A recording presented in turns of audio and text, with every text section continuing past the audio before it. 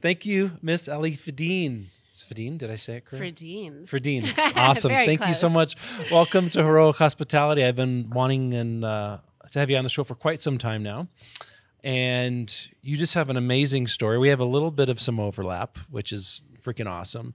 Anyone that's spent over 2 years at the Ritz-Carlton is definitely in a group that it's a unique group. Yes. It's a unique group. So I think I spent about 2.5 years at the Ritz. That was in San Francisco.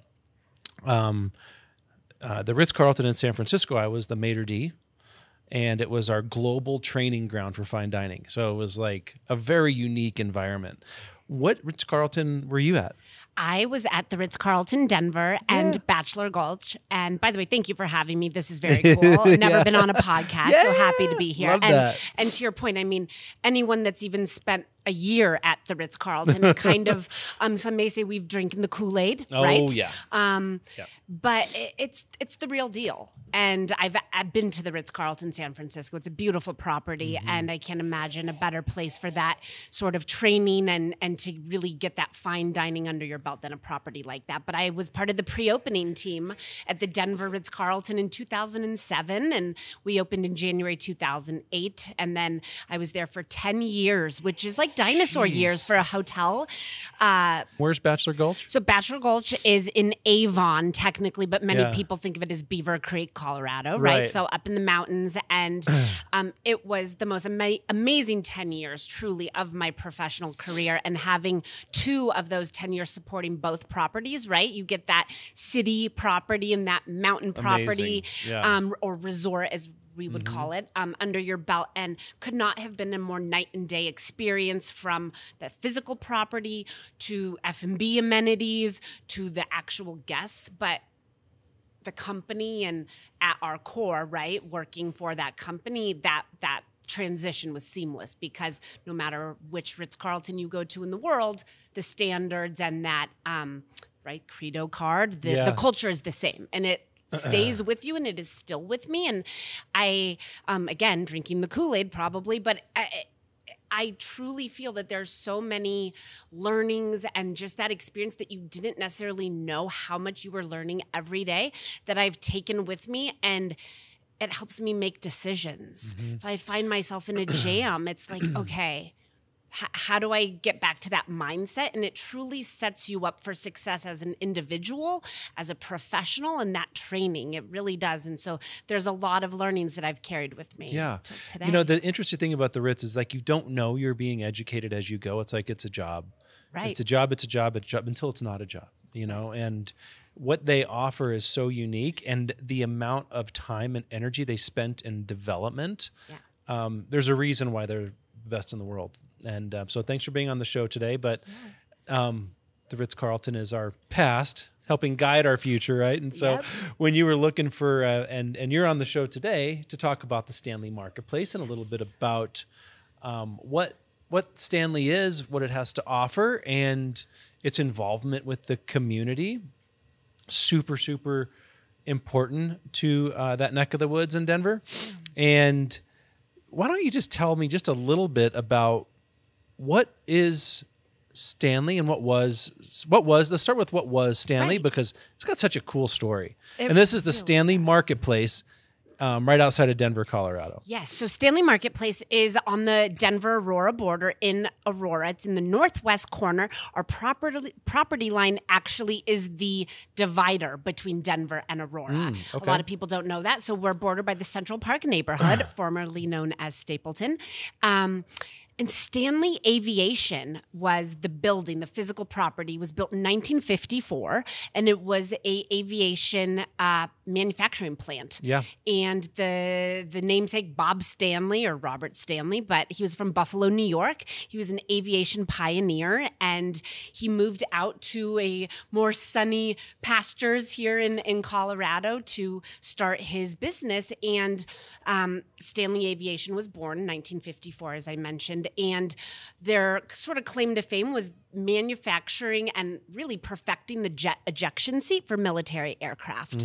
And so there was a lot of activity, shall we say, that maybe would not be acceptable in 2023. Oh, but in the interesting. 1950s, there were things like testing on bears from the Denver Zoo, where they would literal put them in bears. flight suits and test those ejection seats. And I've been told no bears were harmed in the testing of those. And then they later gravitated towards humans to test. But there were a lot of really fun stories that we've heard from. How do you go about picking a bear? Patty, right? The zoo maybe was involved in that at the time. But of course, those days are long over, and we know that would never happen today. But and then they manufactured many other aviation parts and equipment there. And so the old Stapleton Airport was a mile or so away, and the old runway 26 is now 26th Avenue. And so one of our units within Stanley Marketplace, now 50 plus businesses under one roof, one of those spaces was the old break room for all the factory workers. And they would watch the planes come in and take off from that break room, which is now a fashion school at Stanley Marketplace. Amazing. And what's really incredible is during the 1950s, 60s, 70s, and into the 80s, Stanley Aviation was the largest employer in the city of Aurora at the time. And then they were bought by the Eaton Corporation. It then sat dormant until a group of neighbors had a vision for a beer garden. And the rest is history, and I can dive much more into that. But the history is really fascinating. And we do have spaces at the marketplace where if somebody wanted to learn more, there's a whole wall of history with timelines, photos, all of the red lines. Many people that have been to Stanley may have seen the red lines on our first level. Those are all the original assembly line zones from those factory workers. That's cool. And so you just you made it more obvious. Just amplified it a little bit, but they stand out, and there's still a lot of original features, and as much of the building, some of the neon exterior signs are the original Stanley Aviation signs. So they did a great job in preserving as much as they could from the original identity and feel and look of the building. Amazing. And then, of course, you walk in, and it feels very new, but you can really feel that vibe of the past, and it's a cool place to spend time. And man, I've amazing, and I've read a little bit about your story before you came in today, and I know a lot of like kind of what perked your interest initially wasn't how amazing the history was, but something really spoke to you, it seems like, because I know your empathy on your empathy radar, it's like you're like a 10 out of 10 on empathy. How did you know? Wow, he's good. Well, I figured I did some research, but I also like the position you decided to take and the position that you had in PR. It seems like a natural evolution when you're talking about 50 businesses under one roof, 150,000 square feet roughly, right? 150,000 square feet roughly. But you were intrigued to continue the conversation was because of the Stanifesto. What's the Stanifesto? Because I know you talked about the credo, the Ritz-Carlton credo earlier. You think they took a page out of that? What is that? Probably, but it's right at these organizations, right? Everyone at this day and age, you have that North Star, that guiding principle, whatever that is to you. And so at Ritz-Carlton, it is that credo card. And at Stanley Marketplace, it is the Stanifesto. And it's sort of our pledge to not just ourselves, each other, the community, ownership, and really, again, to ourselves, that this is why we're here. And it speaks about that what's the point of making a profit if you're not making a difference? That the two can go hand in hand. Yep. Business is business, but you can still do good things in the community and for others at the same time. Yep. We talk about building bridges, bringing people together. And I'm really proud to say that that's something that we have lived up to. I was not a part of the pre-opening team, if you will, at Stanley that had a hand in crafting that Stanifesto. But when I learned about it, it was like, wow, this is everything, right? Like, and so how long have you been there? So I celebrated 6 years in September, nice. Okay. And it's been the best 6 years. I can't even begin to describe. What are some of your more proud moments? I mean, because you are going to be you're working with so many small independent companies, and not everyone's like very hyper organized or has all of the monetary means necessary to open a business. What are some of the things that you're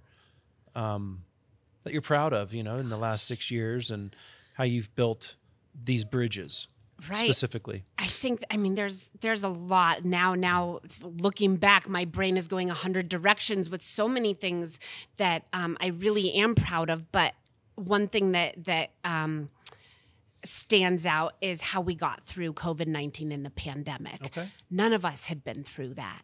And I kind of joke sometimes, like the lost years for all of us, right? Mm-hmm. It was so much happened and didn't happen at the same time. It was a really weird place to find ourselves in.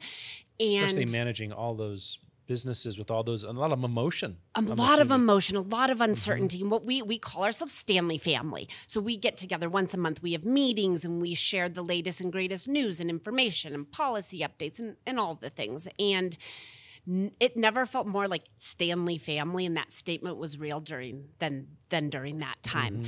And the way that our community came together for one another, the way we got creative and said, okay, we can't be open and welcome people. Like, that's what we do. We're not Amazon. We're not online. We exist to have people show up and support us. Mm-hmm. How do we even, what do we do from here?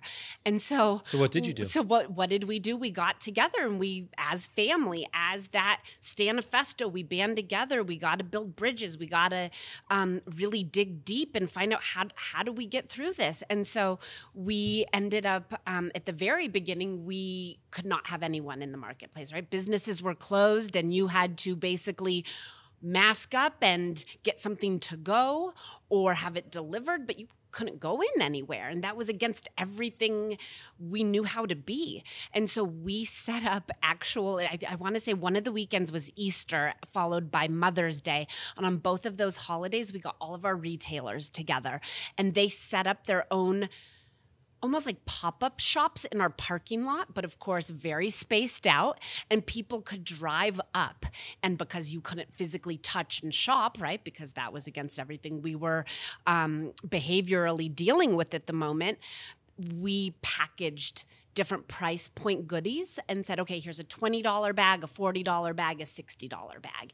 And we knew, because of this community we had built, that if we put the message out there and the call to action of, listen, we need your help and here's how you can step up and support these small business owners during this really difficult time, we knew that people would show up for us, and they did. Mm-hmm. I was actually in a yellow, I had never done this before, but in a yellow neon jacket with an orange flag, doing parking lot control, waving cars how to get to the different retailers so they could support. We had lines of cars. We did the same thing with our food vendors. So anyone that had a food truck at the time set up their food truck. Mm-hmm. Anyone that did not, they could set up a A-frame sign with a number to call, and they would run the food out, or the drinks out, or the whatever it was. And so seeing everyone just come together and say, I got your back, in the financial assistance, right? I mean, we were in a really fortunate spot that there was that relief out there, and that we were able to work with all of our tenants to ensure that they would feel the long-term success, and that it wasn't a too bad, so sad from a landlord perspective of, that was a real thing for a lot of people that lost their businesses because the landlords weren't able to see business through their lens. It's super unfortunate. And I love these stories of creating something out of nothing. And it's not always a monetary exchange when you're talking about great PR or great community building. Like Sarah, for instance, Sarah was like, hey, I got Allie, she wants to be on the show. I'm like, oh my God, I've been wanting her on the show. And that works out. And ultimately it's we can use this as a platform to support you, Stanley, whatever kind of, whatever we're passionate about at the time, and whatever message we need to get out. And so there's just so many creative ways to build community, build business, top and bottom line. Is there something that you can share with us that is in that same spirit, where it's it's not just a monetary exchange. It's you out there flagging cars down, pointing them in the one direction, doing the I'm on the runway at Stanley thing, And so what did you learn from that, or what other kind of fun tips or tricks could you offer us when it comes to building business without necessarily paying for evolution? Well, I think what we learned is that if you support the community, this community, when you need them to step up, will in turn support you. And so you could say that about staffing too, I bet too. All day long, all day long. And so what we've always stayed true, and we learned even more, is that barrier to entry is real for a lot of people. And we don't want to be a place where, and I actually think I saw it in your bathroom stalls, there's a line about you can come as you are. That's our kind of Stanifesto or credo. Right. Yeah. No preconceived notions, no expectations. Come as you are, and you're accepted, and you can be here and be a part of what we're doing. And we have lived up to that by continuing to offer interesting, fun, immersive, diverse, and accessible events for all people. And so that could be anything from our holiday fashion show that we just had a couple weeks ago to free visits with Santa, where I might actually be the elf taking the picture, but you don't have to pay for, you know, the Polaroid or whatever. Right. And so we figure out how we can still do things that are special and that happen and that the community values, and figure out how do we do it ourselves. If it's Allie, the general manager, taking the family photo on your cell phone and handing it back, that's what we're going to do to make it work. Yeah. And so we get creative, and we have a lot of fun doing it, but it's proven to be important and helps us remain relevant and successful by continuing to host a wide array of events and activations that anyone can attend, no matter the language they speak or their income. And we do it every month throughout the year. So are you there's doing anything always for holidays? Something. Holidays. What do you guys? I wish you got to come out sooner than later. First of all, it is the most beautiful in my 6 years that the Marketplace has ever looked inside. Awesome. And the Marketplace is in one of the hangars? So the Marketplace, so the entire Marketplace is decorated for the holidays, and then the hangar itself is hosting Camp Christmas this holiday season. So that is a collaboration with Denver Center for Performing Arts Off Center, and they brought Camp Christmas to Stanley a few years ago. It is back for the second time, and Lonnie Hansen, he is almost a wizard scientist of holiday and everything decor and beautiful that you could ever imagine.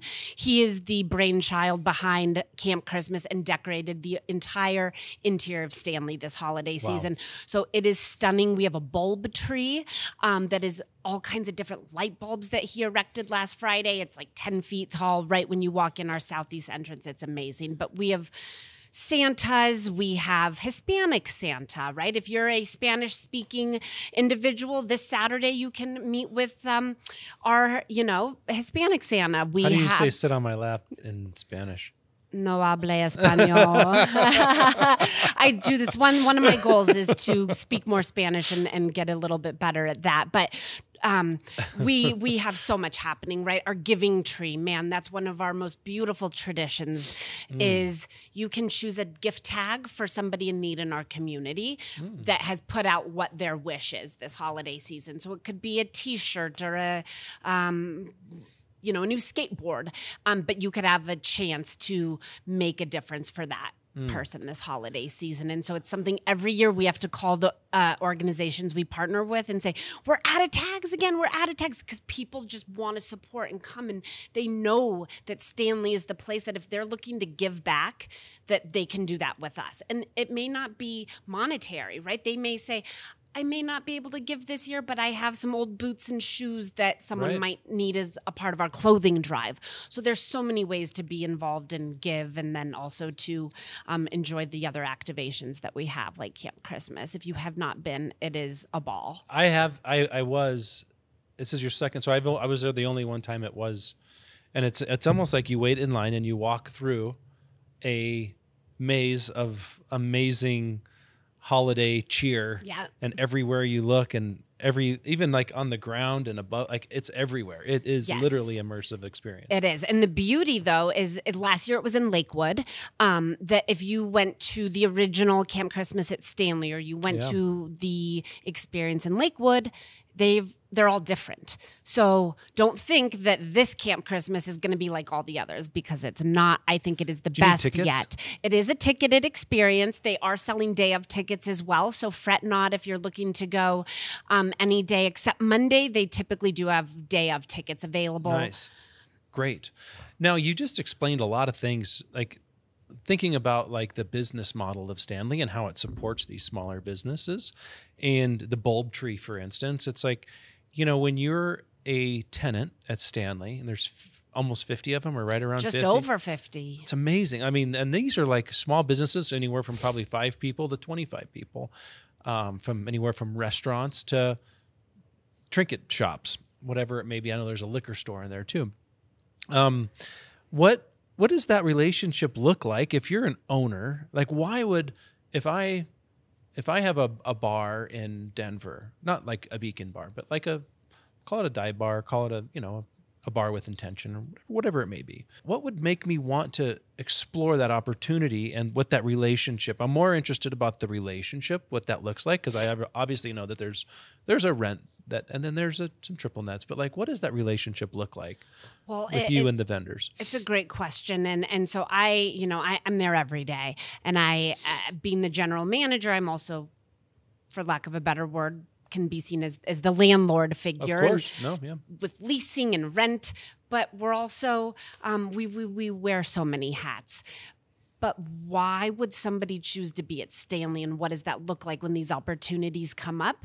More often than not, people want to be a part, or new business owners, of what we're doing.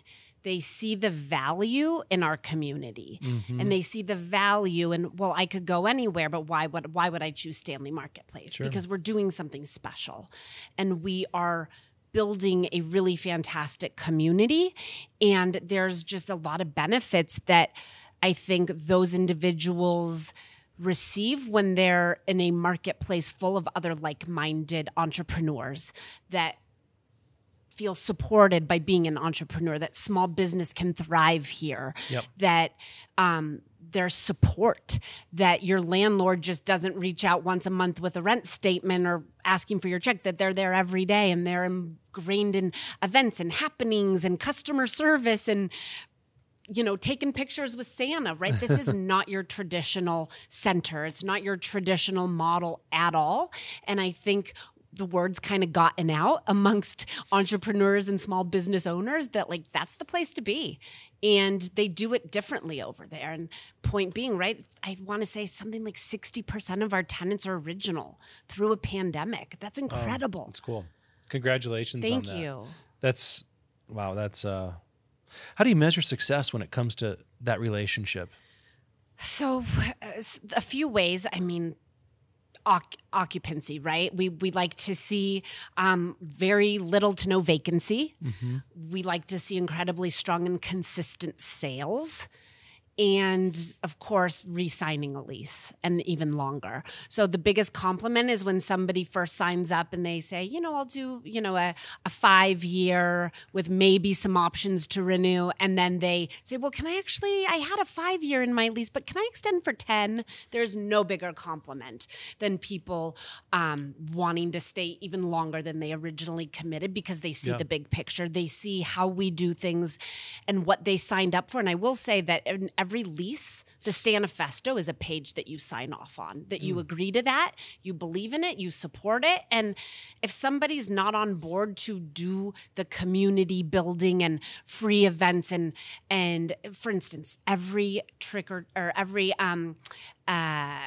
Halloween, we host a giant community trick-or-treating. It shuts down parking. Nobody can buy anything. You can't get a table. You can't shop. It is all about the kids and handing out candy. So that afternoon, people don't make money. You can't park, but guess what? They believe in doing it because it's part of that Stanifesto. We're not there that day to make money. We're there to build that community, to make the people that support us every day and throughout the year happy on that one day. That family that comes every day for their haircuts and their music lessons and their gymnastics. Let's give them back a little something. And so the fact that you get 50-something small businesses to all agree on doing that and being a part of that and going, oh, well, we'll cut it for a loss this afternoon. How many people can say that they're just going to shut down and call it a day because they want to give back and believe it's important? Stanley does. This is exactly, I wanted to have you on the show. Thank you for sharing that. That's amazing. What, you spent so many years in PR and public relations with one of the most notable hotel groups in the world. That transition must have been interesting. So that I'd like to understand a little bit more about, because, heroic hospitality is all about, nightlife enthusiasts, entrepreneurs, and somehow, some way, hospitality has touched your life. And you've lived kind of all of those things. And so that transition, I'd love to learn a little bit more about. And for the listeners, like, hey, I'm stuck in this job. I love being whatever it is, a manager in a restaurant, but I really want to transition out of it. So I'd love to understand that journey a little bit more. And then after we kind of talk about that, I'd love to understand like how you influence your current role with how your past, I say things to people that are close to me, your past is a guide, not the master, right? And so how does the past guide your current experience, but how did you transition? Right. Well, that's a great question. And I'll say it was not easy. Yeah. It was really hard. I went from corporate America, if you will. I had only ever worked for very large companies. There's an SOP for everything, and you get reviews, and you know where you stand, and everything is pretty much laid out. And if you stay within those parameters, you're golden. And I was really in for a huge difference in my day-to-day life with coming to Stanley Marketplace. I got there, and I want to say it was maybe 60-70% occupied and open at that time. So there was probably 30% of the businesses still doing build out and had not yet opened. And I took a leap, and I think Stanley admittedly took a leap on me. We had to trust each other, and they said, we're looking, you can learn. There's things you can learn and there's things you can't. And I think what was needed was a certain type of person and that personality. And so I knew I could get along with the people, and I would learn all the things, right? The day-to-day isms that you need to know for your actual role. But it was the lay of the land, and just going from a luxury corporate hotel to this incredible old building turned anew with new life and all these excited business owners that were living out their entrepreneurial dreams. And I got to be a part of that, but it was scary, right? Yeah, of course. Because I wanted so badly to do a great job and make them proud and have them know how hard I would be working on their side to make them successful. And so it took a while to really feel like it was all under my belt, and the learnings from Ritz-Carlton, like I said, when you were in a jam or you're thinking, God, how do I handle this situation or that situation? I would think back and go, okay,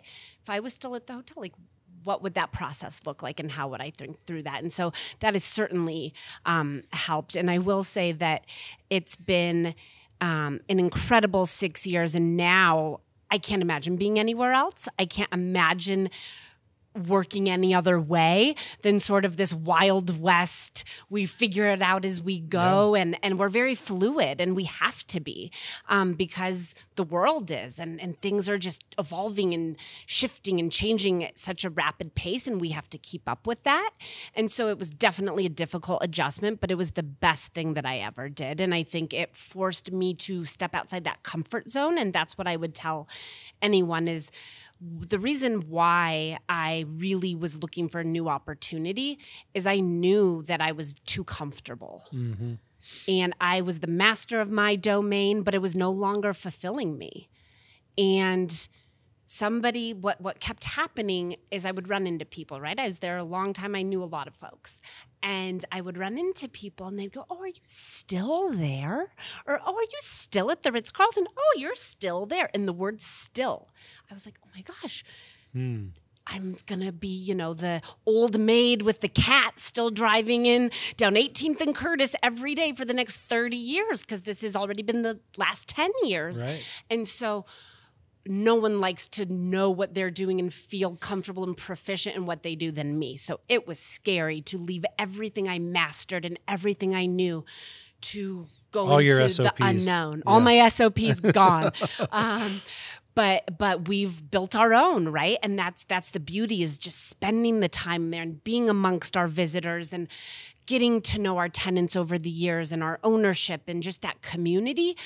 You get a feel for what you need, what the business needs. Where do we need to nurture? Where do we need to step back? What deserves energy? What needs to go on a back burner? Sure. And so being a part, right? You can't run a restaurant if you're not there. Yeah. You have to physically be there and show up.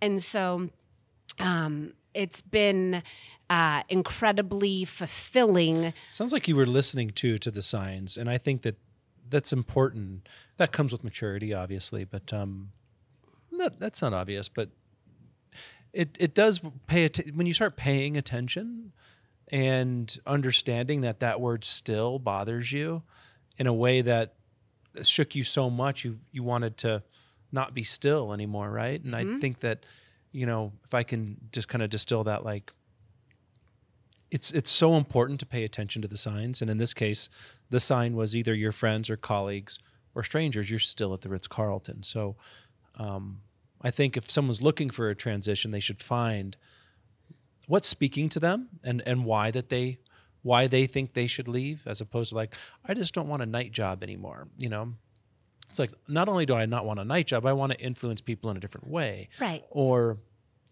how do you push the limits when the rubber hits the road? And I just so appreciate your story, because you were comfortable 10 years at a very challenging place to be in, speaking from experience. What about that life has influenced your current role? In like your ability to lead successfully. I mean, 6 years, consider that a success, no matter what metrics you're looking at. It's all about the people. And I know a lot of organizations can say that, but it's about the people and about relationships. Okay. And it truly can make or break anything from a new business deal to tenant relations, customer relations. Is you really have to figure out how to get along with others and do so. How do you do that, though? It is strategically. How do you get along with others? What is some of? Because I could actually answer this question pretty good, but like, how do you get a? It's a challenge. It's a challenge. I think what you have to, first and foremost, you have to step back, and you have to step back and go, okay. Love that. Look at this from a different lens. This isn't personal. This isn't a me versus you. I love this. Yeah. Put yourself in their shoes and take the emotion out of it. And I can't tell you how many times I've had to say, Allie, take your personal feelings out of the situation. Do the right thing. Or look at it from a different perspective, because you're going to get in your own way. If you let your ego, your emotions, your beliefs, sometimes you really do have to take a step back. And so I've had to do that many a times. And I think that... Which inevitably makes you a good listener. And you just distilled what empathy is for those who don't have their own version of what that is. Because... I mean, that's basically my definition of it. We all have our own definitions of things. And so I just, two things that you kind of, when you check yourself, it's, am I being empathic when it comes to putting myself in their shoes? And am I being a good listener? Right. And my dad gave me the best advice ever, and I'm still trying to practice it, trust me, but 2 ears, 1 mouth. Yeah. 2 ears, 1 mouth. So much can be accomplished by just listening. Yeah. And I struggle. I will admit that. I'm a talker. I like to share.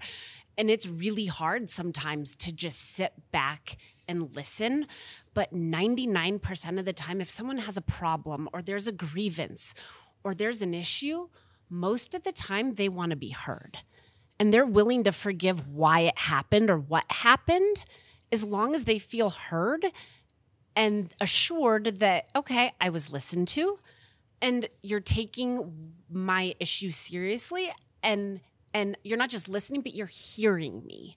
And that active listening is really important. And then following up. right? It's one thing to just go, okay, we had that conversation and I heard you, but checking back in, because that builds trust. And if it feels like you're just checking that box, it's not good enough. Right. And so checking back in, following through, and just continuing. I also think asking others how they're doing, right? So often we are caught up in our own to-do list, but I think it goes such a long way, and asking about their kids, their families, right? When people feel they matter as an individual and they're not just another tenant or another person coming through the doors, but they're like a true individual person, it goes such a long way. So that when you do have those breakdowns, when you do, because they're going to happen, right? You're going to have those hiccups and bumps in the road, but you can get through them and work through them if you already have that trust. If you already have a strong relationship and foundation set, then it really helps. So I try really hard, anyone that comes through our doors, as especially a new business owner, to make sure I get to know them and have that relationship. And it just makes the world a whole lot easier when we just listen to each other and they feel heard. I'll tell you, you just distilled every moderate leader needs to hear, because, to be a great leader, you need all of those things. And to be even a greater leader, it's that follow-up piece. That's the piece that is you can't teach, because that's the sincerity that comes behind all the questions you've asked before, the foundation that you're laying. You know what it does? It also allows you the opportunity and right to give criticism in a way that if you didn't build up all that trust and you didn't have all of the good faith built, and then all of a sudden you come out of the gate with like, hey, it would have been nice if you would have done it this way, or shame on you for doing it that way, right? And so you earn the right a little bit more to be a little more direct when things need to be more direct, Absolutely. And that's a pretty powerful position to be in, because you don't feel guilty all of a sudden. Right. And your awkwardness doesn't show through, because it's like, I've been authentic with this person or this group of people for such a period of time. I am okay to be transparent, honest, straightforward, and ask for results and be a little more pointed. Or you've earned the right to be a little bit more prickly if you need to be, Exactly. Well, I really appreciate you being on the show today. Thanks. It's been great. Did I miss anything? Anything you want to bring up or chat about? You can look at your ring. That's at your corner over there. Yeah, Sarah. I mean, I could talk for hours and hours and hours. So it's, if you feel I missed anything. No, I feel like it's great. You talked, great leadership talk. Great distillation of what Stanley was, what Stanley is, and what it aspires to be. We got to chop it up a little bit about the Ritz. I thought it was great. It is great. It's great. It's been great to get to know you a little bit. Well. And it's funny that the Ritz is like, you can be somewhere around the world and understand that person, look them in the eyes and be like, oh, I get it. Yeah. I get we're it. We're on service value number 11 today, whether you're in Jakarta or Denver, we are all talking hilarious. the same message. It's funny. After that experience, I almost went anti-SOPs, and I still kind of to this day, I'm like a little more freestyle, because it was a little too rigid and a lot of angularity to how you were supposed to live your life within those walls. And honestly, I really felt like they paid more attention and put more energy, and they put more love into the employees and not the leadership. And I don't know if that's just my experience, but I left there going, they really love their employees. Me, not so much. Yeah. Or I just sucked, which is probably true in a lot of ways. No. I mean, I was young, so I was you learn as you go. And that was a really interesting environment. Boy, oh boy. I love thinking about that time. It does offer a lot of learning experiences and a lot of tolerance. Oh, yeah. I built up a lot of tolerance, a big, thick skin, thick skin. I mean, I was working with this guy, Sylvain Portet. He was the chef that got Alain Ducasse 3 Michelin stars in Monte Carlo. So that, and Sylvain Portet, French, right. So I learned a lot from him in a way that, and I knew I was learning at the time, and I think that was my ability to continue to come to work. So wild. Anyway. But it's so true because like everything SOP, right? When I remember getting to Stanley, I'm like, so we don't have any of that. What do I do with them? But like, and having to go, and it was like a night and day, right? Yeah. And then going to joke it the Wild West. It's just it this is, free for all, ragtag misfits, right. And so it was alarming to go, I don't really have my foundation. Well, I get to create one. Yeah. And so yeah, it was pretty cool. But awesome. Well, thank you for being on the show. Thank you. Thank you. That was great.